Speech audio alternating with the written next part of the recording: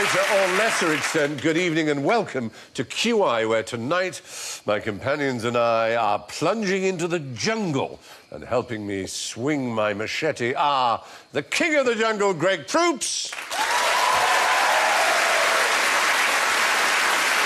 The king of the swingers, Reginald D. Hunter. A jungle VIP, David O'Doherty. And a bit of an animal, Alan Davies.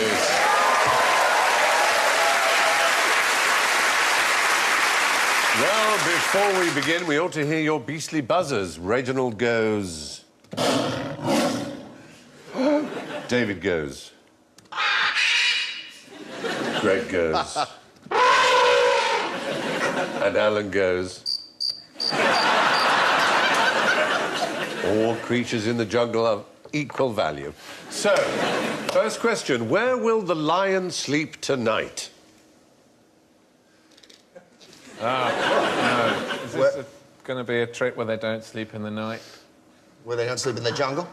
You're right. Man, I am nailing this game. Because, of course, there is a famous song in the jungle, the lion sleeps tonight. A Wimberway. By Tight Fit. But by all kinds of people, actually. Mainly Tight Fit. But what you managed to avoid was falling into the trap that lions sleep in the jungle, because where do lions live? Office buildings. I was going to say Luton. I don't know why. Oh, don't they live in, like, the veldt or something like that? Or... The savannah. It's dry. It's certainly not jungle. You wouldn't get a lion there. And also, quite rightly, one of you said they don't sleep at night. Actually, they do sleep a bit at night, but most of their waking hours are at night. They sleep a hell of a lot, because they're cats. And what do cats do? Sleep in the jungle or forest. They do a lot of sleeping. That's what I was going to say. Yeah. They basically let big animals spend 23 hours a day eating grass, and then they kill them and eat them and get all that nutrient that lasts them for a week. So instead of eating vegetables, you eat something that does eat vegetables. Exactly right. That's true. I feel better about my diet now. Yeah, about that. But the song, The Lion Sleeps Tonight, was the most popular song ever to come out of Africa. It was written by a man called Solomon Linda. He and the Evening Birds, as the band were called, recorded a song called Mbube, which is the Zulu word for lion. And they chanted, Mbube uyui mbumbe, lion, you're a lion. And he was paid the princely sum of £1. No more than that. In 1949, Pete Seeger gave it to the Weavers. They made a huge hit out of it. And then it just carried on being a hit, and all kinds of people like Tight Fit. Tight Fit. But, more importantly, perhaps... Well, better than Loose Fit for a band, I suppose. Disney, in 1994, incorporated it into... The Lion King. In The Lion King. Now, it's estimated that if Solomon I'll get Linda... I'll get points for that. Will you? Yeah. For knowing The Lion King? Yeah. If Solomon Linda had been paid standard composer royalties, he would have earned, just from the Broadway version... £2. Just from the Broadway version alone... £3. $5 million. Ah! Just in 5 years. That's just 5 years ago. I got a question now. Yeah. The pound that he earned, who paid him that? Was it somebody British? No, someone South African, I fear. So what were them people doing with y'all money? It's a good and fair question. It's not the first time that musicians, artists, composers have been exploited, but it is a pretty extreme example of it. Just from the song being used in The Lion King, the musical on Broadway, yes, just he'd have made $5 million. Yes, that shows you how much Elton John makes. That's what I was going to say. Yeah. Elton John and Tim Rice is always grinning. Yeah, exactly. There's a lot of money in musicals. It is staggering, isn't it? But fortunately, there was some good that came out of it, because a South African journalist called Rian Milan brought the case to international notice, and Solomon Linda's family sued and came to a settlement. So the heirs of Solomon Linda have at least benefited from it, which is a good story. That's good, that's Isn't good. it? Nice to see that, you know, natives wasn't exploited again. That's a good story there. If I would tell that And story yet we too. opened by saying that the whole thing was predicated on a black lie. Yeah. In Lions the jungle, do not the mighty sleep in the jungle. The lion sleeps tonight. Doesn't sleep at night, doesn't sleep in the jungle. It's lucky to get £1 for it, if you ask me. Anyway, so that's it. Now, what would be the best way for Tarzan to get around the jungle? Wow. Without a family, I would guess. Without being tied down. Is that Johnny Weissmuller? That's Johnny Weissmuller, who made his name as a Olympic swimmer. That's right. And that Marina Sullivan, then? Yeah, it's Maureen O'Sullivan. Was the boy just called Boy? Yes, yeah. he was. The boy was called Boy, and the chimpanzee was called Cheetah. Cheetah, yes. He gets around by swimming and swinging on... What does he swing on, Greg? Vines.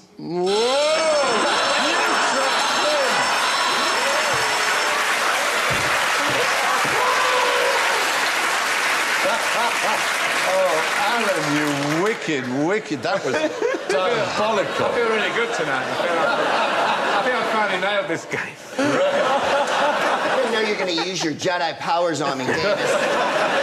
I came in here with every good intention, and the next thing I know, I'm providing answers to you. Tarzan, in the movies, does appear to swing on vines, or lianas, as they're called, but it's impossible to do so because they grow from roots in the ground. So if you try to swing, you just fall straight down. You might get some that are twisted into the branches, but no animal or ape conveys themselves. But what about by when you see, swinging on vines. gibbons and whatnot flinging through the jungle? Ah, no, that's a very different kind of action, which is recreation. Using their arms to move along. And gibbons do that and are excellent at it, and as you can see, kittens. there you are. Yeah. Orangutan. You're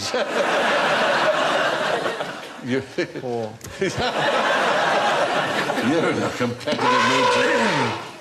I'd like to say that Alan is Tarzan's chimp because cheetahs never prosper. Hey, very good. But Edgar Rice Burroughs, who created Tarzan, of course, he said he leaps through the trees unaided. He could drop 20 feet at a stretch from limb to limb in rapid descent to the ground, or he could gain the utmost pinnacle of the loftiest tropical giant with ease and the swiftness of a squirrel. And also, why would it be a vine in the middle of the jungle? Because a vine is... Grapes grow on Exactly. vines. But, it's in the manner of grapevines. Now, as legend has it, Tarzan, the reason he used the vine was not because of its strength or, the fact that it came up out of the ground. Was more so because early on when he heard about his girlfriend cheating on him, he heard it via one of those vines. A lot of people don't know that. I would say fewer than a handful, really. Was it his friend Marvin who told him that, by any chance? You know the story, too? I know the story. There you go. That's why they let you use the show. You smart. Yeah, I know. Why is, if you've got a vine, and why is wine based on the Latin for vine? When we have a vine, wine and vine, shouldn't they be this? Why isn't wine called vine? When I was taught Latin, we were taught to pronounce the V as a W. So it would be Weini, Weedy, Weeki. I came, I saw, I conquered, is what Caesar said, or Kaiser said, yeah. Is Kaiser in German from Caesar? Caesar, then? yes, it is, as is Tsar. So you learn something every day. Yeah. I'm not talking to you anymore. The more you say vine, the less I'm going to say vine. But the Germans say vine and spell it with a W. Ah. So why is it called a Caesar salad then? It was invented by someone called Caesar. I've had a bottle of Caesar salad where it's on the label and the man who invented it's on Points to Alan Davis. Yeah. It was, in fact, a cook called Caesar Cardini. the label. Yeah. Well done, Alan. Well, I read Damn, it on the you're label. doing well. Wow. Wow, it's interesting that the two people who be on this show every week doing the best. You've got time to catch up with me, don't you worry. I just hope for a chance. Oh, man. yeah, Hope for a there chance. are questions coming your All way right, that will then. thrill you. OK, so what do you think these monkeys are called? They're two different species. Is one a bonobo? No. Bonobos look more like chimpanzees. Aren't they the horniest animals on Yes. Earth as well?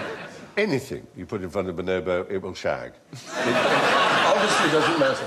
They are the most sexually, absolutely... I mean, they... Even Russell Grant. Bonobos really... Actually, lions, too. I mean, when lionesses are at it, they will shag up to 50 times a day. I mean, it's a 10-second business with the lions. But also, the lions shag each other. About 8% of all lion sex is gay.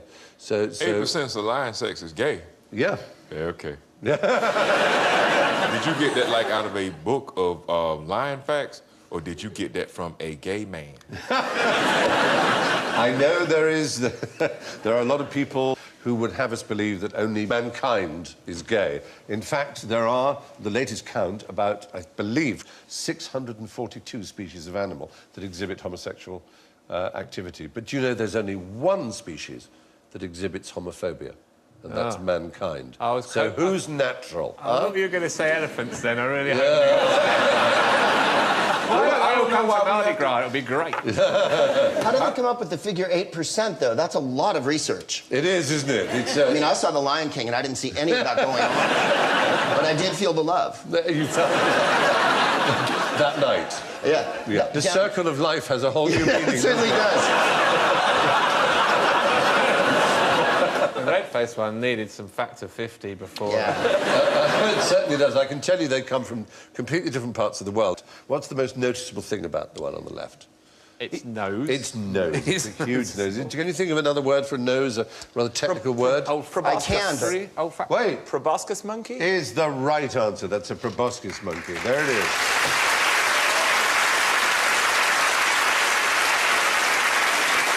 The males have the longest noses, often going below their chin, they're so long, and the females find that very, very attractive.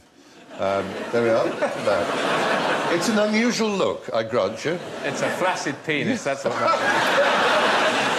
is. A human could not get its hair like that without a hairbrush or a comb. And a lot of product. I mean, that's remarkable, isn't it? It is very impressive. It's a very 1950s kind of a vibe. It is. It's quite rockabilly, isn't it? Yeah. Well, they're charming animals, and they live mostly in Indonesia and Southeast Asia. But what about the red-faced one? Where might that come from? That one's called a cabeza rojo. That would be in Spanish, which not a lot of people know here. Why would it have a Spanish name? Because it's from South America. It's the right answer. But in fact, the first one, the proboscis Coming monkey... up on a point, Alan. The first one, the proboscis monkey, is called orang balanda. Now, orang means man, and orangutan is man of the jungle. But this is basically, the big-nosed one is their word for Dutchmen, who were their colonists. And they thought those monkeys looked like the colonial masters. And so they call them Dutchmen, basically. And this one is even sadder. So rude. Yeah, I know. This one is the uakari monkey, which is South American, comes from the Peruvian Amazon, and is very red-faced, and is known by the locals, unfortunately, as English monkeys, because they look like tourists from England. Slightly bald and red-faced.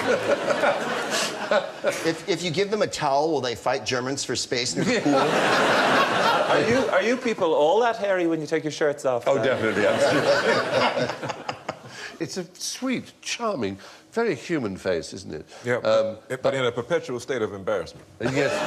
Well, I thought at first it just was its bum. yeah. And yet it weirdly had a bum that looked a bit like a face.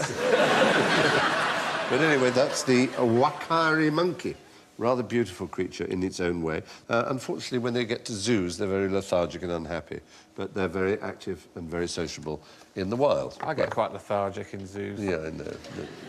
A robin redbreast in a cage puts all heaven in a rage, as William Blake said. Also, Anyway. the ice cream is very expensive in zoos, so that's another depressing aspect. There's that too. Anyway, why don't ginger ants use soap? Because they like to feel it when they get together. Well, getting together is what it's all about. Ginger ants, also known as fire ants, live in the jungle. In jungles, sometimes you can get huge downpours that will suddenly cause gigantic rivers to appear where none were before. And what's to stop the ants drowning? What's their strategy to keep themselves afloat? Find a bar of soap. No, the soap is the bad thing. They don't want that. They don't want the soap. Let's say no to soap. No soap there. All right, then. Well, I'd assume they'd climb a tree. if they could, they would, and we're going to see them climb a tree, but first they have to cross the water if they're suddenly deluged. Do they sail on little rafts? They make a raft of themselves. No. They cling together, all their little bits, like this, and they make a raft like that. Even carrying their eggs and their precious cargo. That's the fish underneath having a nibble at them, but they are... and then they're getting towards a tree, and they're going to try and climb that tree, because then they'll be safe. But it's a really smart strategy. There we go. He's got the first one's up, and then all the other ones are following. Isn't that amazing? It is amazing. And they all survive. Even the ones on the bottom. Yeah. What happens is that none of the ants become submerged because of the plastron layer of air between their bodies and the water. And that's from piastrone, the Italian from breastplate, which is rather pleasing. A turtle's underbelly is also called a plastron, and so is a man's stiff, formal shirt front. So you can actually have... Yeah, it was a relief, wasn't it? You can actually have 500,000 fire ants connecting together in this way, and they can assemble themselves in less than 100 seconds. And they can float for days, even weeks, and migrate immense distances. Isn't that interesting? That's how I came over from Dublin this morning. But if you put a tiny drop of soap anywhere near it, the detergent would break the surface tension and they would drown. But I've got an interesting experiment, and I do love, as you know, to do an interesting experiment. He does love an experiment. Now, these will represent red ants. This is just... I just find this magical. And it's something you can do at home, ladies and gentlemen. This is what's fun about it. And, Will we form an island and swim across the jar of water? No, this is red-coloured sand, and this is floating on the top. You'll notice wherever I drop it, it tends to start clinging together. So you've got... Here's your little raft of red ants. Ooh, there they are, in the water. And I can put my finger in it like that, and my finger will come out completely dry. Absolutely dry. Bizarre. Holy cow. Yeah, there you are. There you are. And I've got no sand on my finger at all. And it just... but... Are you a devil? Watch this. This will excite you. I'm going to pour all this in here. Blue ants are attacking red ants. Goodness. Yeah, all these blue ants here. It's just horrible. And look at that. It's all clustered down below. But this is the magic part.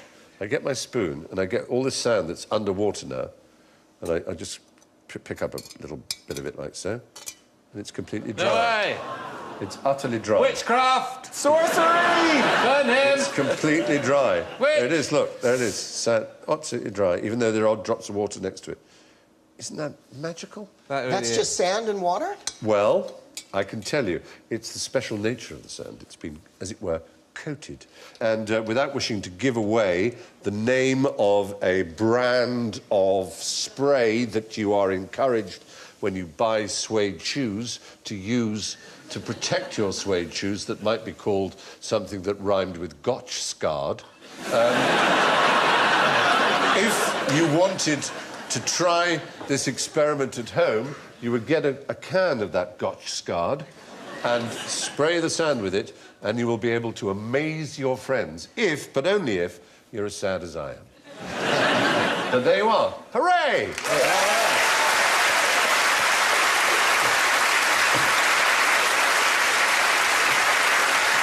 The fun you can have with things. It is. It's nice. It's good. Very fun. Exactly. Well, anyway, what goes at 40 miles an hour and smells of curry? Oh, no. Yay. Usain Bolty.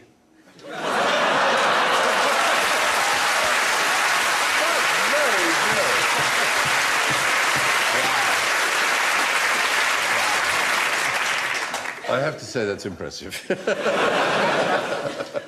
I have to give you points for that. It's just too good. I will give you this clue. An astonishing number of animals in the wild smell of other things. And there is an animal that smells of curry. And there's no reason for it to, because it doesn't live in India, it doesn't eat chilies. But 40 miles an hour is pretty quick. That's the thing. It's Yeah. the fastest of its species, and it's a signature species for a whole nation, a whole continent. The ostrich goes about 40 miles an hour. It does, but this is not a bird. Kangaroo. Yes. Yeah. It's the western grey kangaroo, the fastest of all the kangaroos. And amazingly... It smells of curry. Ah, jeez, it smells of a curry. Smell that, mate. That's just an Australian who's had to carry them out before, done a particularly stinky fart, and then tried to blame it on a passing kangaroo. That kangaroo, did you see that kangaroo go by there? Jeez, what a stink. Like a curry. Anyway, that's one animal that smells unusual. You're not going to get this next one because it's such an unusual animal, but it's rather pleasing to think that the binturong smells like a freshly made batch of popcorn. It's also called a bear cat, but it's actually more like a civet than either a bear or a cat. But apparently it smells of freshly baked popcorn. Isn't that a lovely thing for an animal to smell Is of? it slightly overpriced?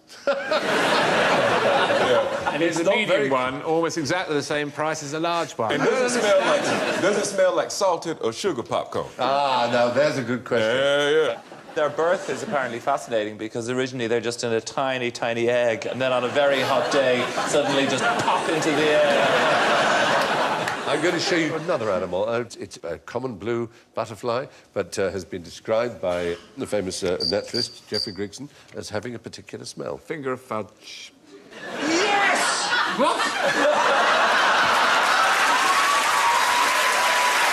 Unbelievable. Unglaublich. I mean, I've got to accept that because the answer is chocolate. Wow. That is amazing. How did you do it? Yeah, you two have developed some bizarre understanding where... Yeah, man, how does a man be on this show every week come up with all the answers? I don't know. He's having a spurt. like an adolescent having a growth spurt. He's having a brain spurt. It's very impressive. See? Sorry. It's my father. Sorry. Talking about having a spurt is not what I meant to be doing. So chocolate is ground-up butterflies. Well, no. It just so happens that species, according to Geoffrey Grigson, smells of chocolate. Well, there you are. I'm staggered by Alan's knowledge here. Now, as long as we're in the jungle, let's have a dubious jungle theory. A dubious theory from Stephen Fry. Ah, dear. At least 10% of the Amazonian rainforest was deliberately created by human activity over a period of 1,500 years, more than 1,000 years ago. It's an enormous orchard, twice the area of Great Britain. Dubious or not, look at the evidence on jungleschmungle.co.uk and decide for yourself. A dubious theory from Stephen Fry. This is a genuine theory. Can you understand that the idea that the Amazon, that we think of as the wildest place on Earth, might actually have been... A lot of it might be... Is there a large part of it, then, that bears fruit that we would consume? Not only that, there is real evidence that a large part, certainly not the majority, but a large part of it is composed of soil that is of human origin, called terra preta, which is black earth in Portuguese. It contains charcoal, bone, manure and pottery and can only be humanly produced as a soil for growing. It was created deliberately over 1,500 years, rich in nutrients that last thousands of years. BBC 4 made a programme about it called Unnatural Histories, arguing that an advanced civilization of 5 to 6 million people flourished along the Amazon in the 1540s, and then diseases brought by the Spanish, such as smallpox and flu, wiped out up to 95% of the population. And by the 18th century, the rainforest was empty. They left no buildings, only the soil behind. It's an extraordinary thought, isn't it? And they left amazon.co.uk. They did give us that, thank goodness. They say in North America as well, they always lowball the amount of Indians who were there. Yeah. But the point is, after the Spanish came the first time, because they traveled with their pigs, they had every manner of pig-borne disease. And when they came back 100 years later, they had wiped, everyone was dead. Yes. There was maybe a quarter of the population that there had been. So I don't think it's strange at all that that would have happened. And because they didn't leave buildings, we don't, give them any credit. Exactly. Except that they left an enormous forest, which makes the planet breathe. I know, and indeed developed a type of soil that is still amongst the most fertile and useful sort of soil there is on Earth. It is remarkable. Not amusing, but true. Rather like my bottom.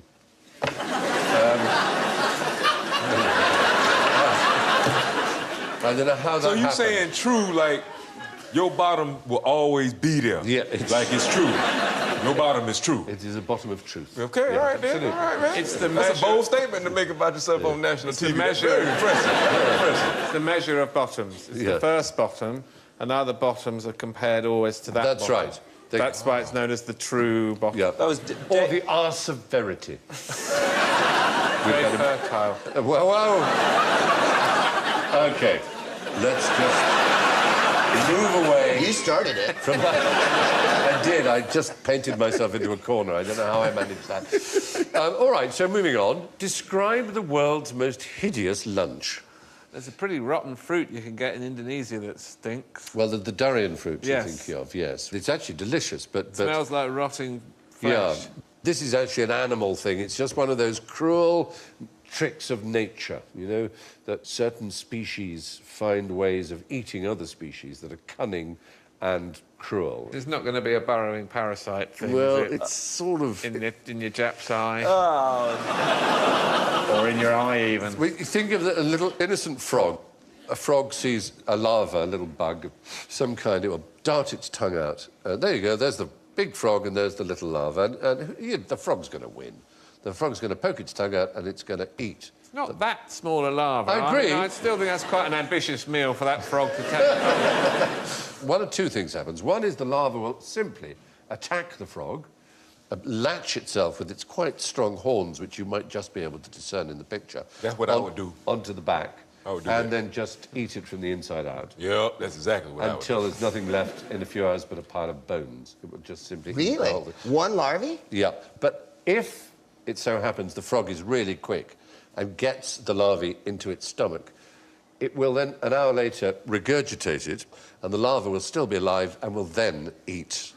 Holy so cow. it will be eaten and then eat the thing that ate it, which is pretty unusual in the world of nature. So you can have your frog and eat it? You can. It's a pretty unpleasant process. It makes you wonder about all things bright and beautiful. But we have no footage. Do we have footage? We have footage, I'm afraid. Don't eat that larva. No. Oh, 2 hours later. I don't feel so good. Having a vomit, and out it's pulling out of its own mouth the thing that is then going to eat it. It's just so, and it's just being eaten, it's eating its chin, it's basically just... He was a prince as well. I know. It's really not a nice relationship. And there they are. Poor Wait a frog. minute. I didn't see the end. Who won? It looked pretty intense, but it looked like it could go either way, really. Yeah. I mean, To be honest, we were too tasteful to show you the outcome. It was too horrible. tasteful. They That's what shake hands and they say, well, we've both learned a valuable lesson. It's called the Apomis beetle larva, and about 10% of predator-prey relationships are where a smaller animal can eat a bigger one. But those are all active attacks. This is the luring technique. It actually waves and says, eat me, eat me. It actually draws attention to itself so that the frog approaches it and eats it. Did you know that 8% of predator-prey relationships are homosexual? A lot of people don't know that. But while on the subject of frogs, what's this little frog doing? What's this chap up to? Wow. It's practicing first position? What's going on in the background? He's trying to build up his nerve into jumping in that gushing stream. No, He's but just he's- going, I can do this. He's facing the other I way. can do this. Is he fishing? Is he catching things No. in his webbed? I was thinking maybe there was a plane load of frogs trying to land.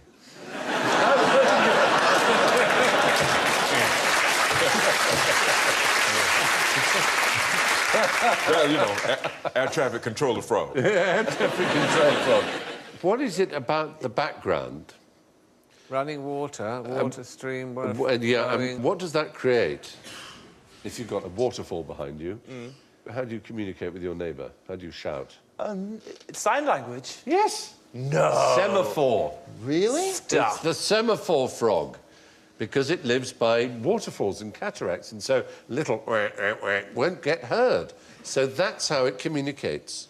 Basically, it's saying to other males, this is my territory, keep away, or it's saying to girls, here I am. Unless it's 8%, of course. It is a wonderful sight. It solved the problem of the fact that it can't vocalise because it lives in a noisy environment. There are other ways of attracting mates which are unusual. Yes? The internet. If only you'd said what you often call the internet. What do you sometimes call it? The interweb. Yes. Web spiders. Spiders, yes. Spiders make webs to catch prey so they can survive and thrive. But there's a particular breed of spider. They ejaculate into a pad of webbing and transfer the sperm-laden pad to their palps, which are like their antennae, and then they wave them around to attract the female. I've got some sperm here. I've got some sperm for you. Oh, God. I used to do that to my ex-girlfriend because... Why am I not surprised by the word X in there? Yeah, I mean, she just wanted to have a baby so bad. It was just real easy to get her excited like that. I got some sperm, and she'd come running, and I'd be like, I'm just kidding. You'll probably eat well out of it. Yeah. Exactly. She's the better for it. I mean, in fact, I take pride in believing that I helped her prepare And for think the next what cat you're she saving on triple-ply tissues. There you are. Wow. In some weird English way, I feel dealt with. By the way, the credit for the videotape of that extraordinary frog waving its hands belongs to the School of Environmental Life Sciences at the University of Salford. Thank you, University of Salford. Anyway, Alan, what I'd like you to do is press your buzzer. It's not a trap. I just want you to... It's going to be a trap. Yeah, press your buzzer. What are those and how do they make that noise? Now, this could be one of two things. Right. There's the one that makes the noise by inflating its thorax. Ooh. And the one that makes the noise by rubbing its back legs together. So, I think it was the first one. There is actually no insect that makes a noise by rubbing its back legs together. Ah. It is, but do you know what the animal was, in fact, you were listening to? Cicada. Well, it's a cricket, in fact. It's been known, actually, for thousands of years that crickets don't chirp by rubbing their legs together. So where did that come from, then? It's just one of those weird fallacies that people cling to. I've clung to fallacies, and it's a... it's a thing... No. This is all... He said it's a weird fallacy that people cling to. He said that. He said fallacies. Yeah, That means many fallacies. thank you. Rubbing body... Oh, God, it's getting worse. Sorry. Rubbing body parts to make sound is called stridulation. And crickets have a large vein along the bottom of each wing, covered with comb-like teeth. The chirp comes from the scraping on the top of one wing over the bottom of the other. Nothing to do with legs at all. Not their legs. So it's their wings, not their legs. And only male crickets chirp. The females don't. 4 songs, 1 to attract a female, 2 to court a nearby female, 3 to warn off another male, and 4 to celebrate a successful mating session. Really? Yeah. 4 to say to the female, why don't you say something? Yes, quite. Basically, it's like they're high-fiving themselves. Yes, after they are. woo! Yes, success. I would just order pizza. That's what we tend to do, but they just high-five themselves, as you say. But this, listen to this, this is the most extraordinary cricket of all. It's the snowy tree cricket. And if you count the times, because they're very susceptible to temperature, if you count the times they chirp in 14 seconds and add 40, you will get the temperature in Fahrenheit. No way, shut up. Yes way, absolute way. I know it sounds mad. It's from the 1897 masterpiece by Amos Dolbear, The Cricket as a Thermometer. But it is something extraordinary, isn't it? I'd still prefer a thermometer up my bum if I was in hospital.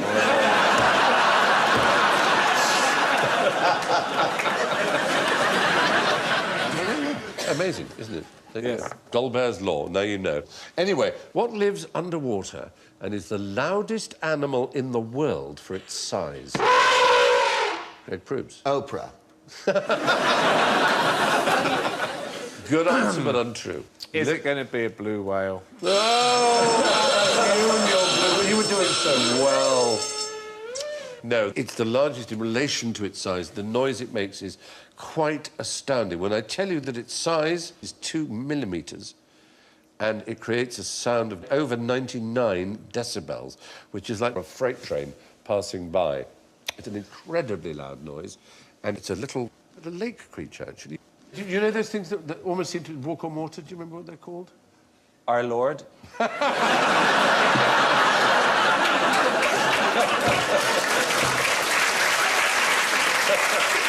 You could call this the Jesus insect if you wanted. It's a water boatman. The water boatman is a beautiful little creature, and it uses the surface tension of the water, there you see, to walk along the water. That's a pond skater, of course. So unlike a blue whale in almost every respect. The noise it gives out is like a passing freight train. We have a theory how they produce it, and we'd like you to try out our theory. They use their penises against their tummies. Peni. Peni, if you like, penises, if you wanted to speak in English. But by all means, peni, if you like. They rub their penises on their tummy and somehow create a noise of 99.2 decibels. But that's just a theory, though, right? Yep. Because I put my penis against my belly, it don't make no noise. If you really whack it, though, if you... Steady. It depends on if I have to get up in a hurry. Like if I got an hour. And imagine that it's a penis, all right? You pass that to Greg. You know, imagining is not helping, but all right. Obviously, there's yours, Alan. No.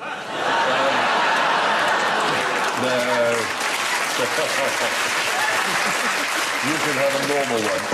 Now, this is quite complicated, but you should have a little bowl of rosin, as in the kind of stuff that ballet dancers use to keep their shoes from sliding on the stage and that string players use for their bows.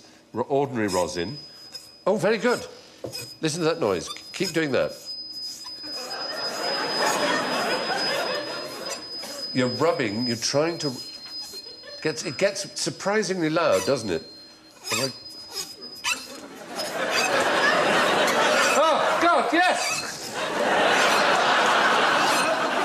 I don't seem to be attracting any boatmen or women. I'm not getting 99 decibels. There, you see that? This is still louder, though.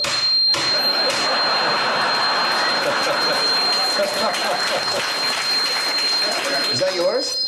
But isn't that surprising? Wow.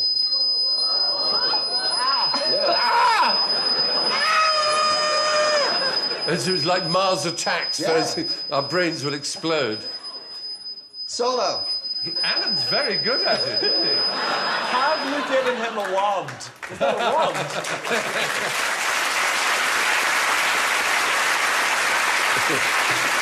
It's, wow, excitement. It's a very interesting thing. You can pop your little ones down now. Yeah, it is surprising how loud it can be. No females have approached Stephen. Especially if you do it under the table, then no one knows. Miss Allen's doing it again. You're very good at it. Alan, you have a natural talent at last. And he's doing that with his penis. He put the rod down hours ago. Actually, it's 99 decibels. About 90% of it is lost underwater, but you can still hear it above the water because it's so loud. So how loud is a blue whale? Oh, it's loud. The blue whale is capable of 188 decibels. Ah! Which is a lot more, but Way more! But and its cock is enormous! Yes! But we were talking about proportionality. If it was able to rub its cock on its belly, it would be deafening! They can't, you see. That's why nature provides, because Yeah, their flippers are that's too... right, because if they could get access to their enormous penis, they would deafen the oceans. So the water boatman makes a big noise with its mighty stridulating penis. Anyway, throughout the show tonight, there's been a species of striped animal in full view here in the studio. Let me know when you see it. But there is a striped animal somewhere in the studio in full view. Are people stripy? Yes. Really? All human beings have stripes, very regular stripes, on their skin. They were discovered in 1901 by a dermatologist, and they're called Blaschko lines. He studied 140 patients who had a particular kind of skin disease, and he drew up the map that followed the exact lines. They just don't show unless you have that particular condition. It's almost like camouflage if we lived in pasta. It would be. And maybe that's how it evolved. But in the cases of animals that are obviously striped, like zebras... Tigers. And tigers. Is zebra, for example, is a zebra white... Want a point for that? Yeah. Oh, yeah. Is a zebra white with black stripes or black with white stripes? Yes. Which? It's black. What do you think, Craig? You're going to fling me, Alan. I think, one, they smell like chocolate, so I'd say chocolate. I would say they are black with white lines. That's what I would say. No, they're white with black stripes. Well, you would say that, wouldn't you, white man?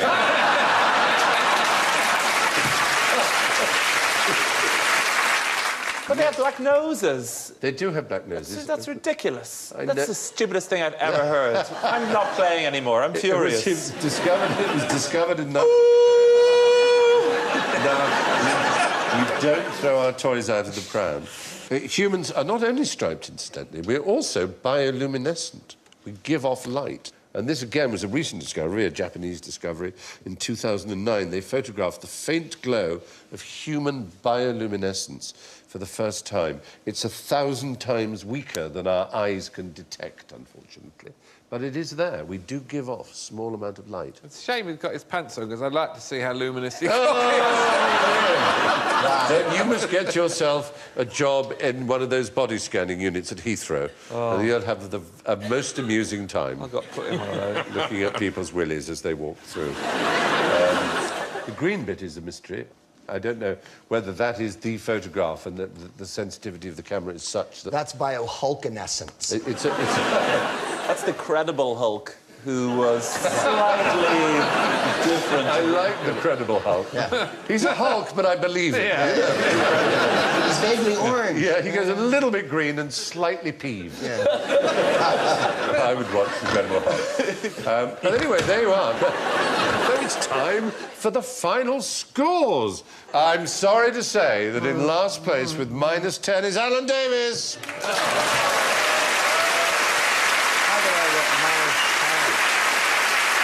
Just behind with -8 is Greg Proops. Then with -6 is David O'Doherty. With 1 plus point, Reginald D. Hunter. Well done.